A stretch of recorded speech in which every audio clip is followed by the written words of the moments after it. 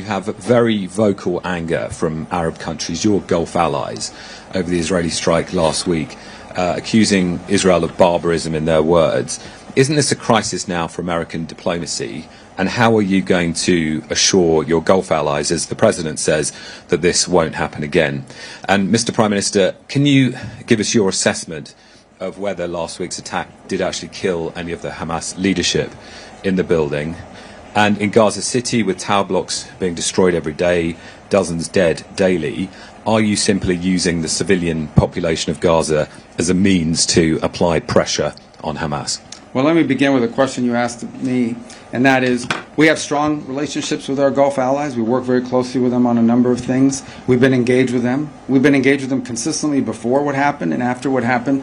And ultimately, the point we will make to everybody is that some fundamentals still remain that have to be addressed, irrespective of what has occurred. The reality of it is we still have 48 hostages. We still have a Hamas that is not only holding 48 hostages, they're holding Gaza hostage, and they're using civilians as human shields. They're still a dangerous element, and as long as they exist, as long as they're around, there will be no peace in this region, because they are not agents of peace, they are agents of barbarism.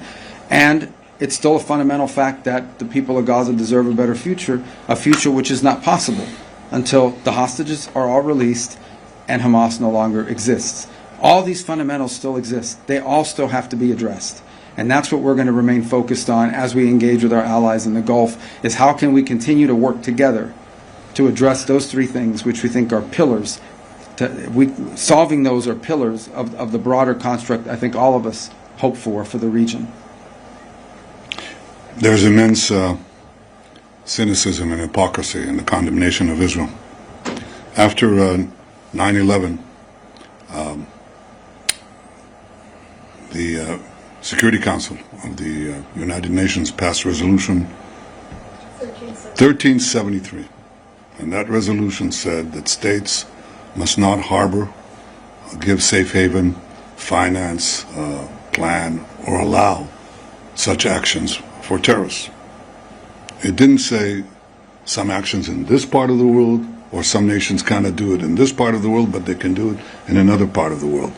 And of course the United States acted very boldly against the terrorist havens that were given to Al-Qaeda in Afghanistan, the terrorist haven that was given to the chief terrorist, bin Laden, in Pakistan.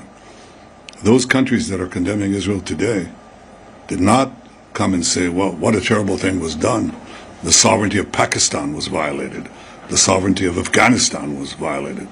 You don't have such sovereignty when you are effectively giving a base to terrorists and a place where they can ply their gruesome trade. So it's the right of every country under international law to defend itself beyond its borders against those who would kill their citizens, murder them en masse.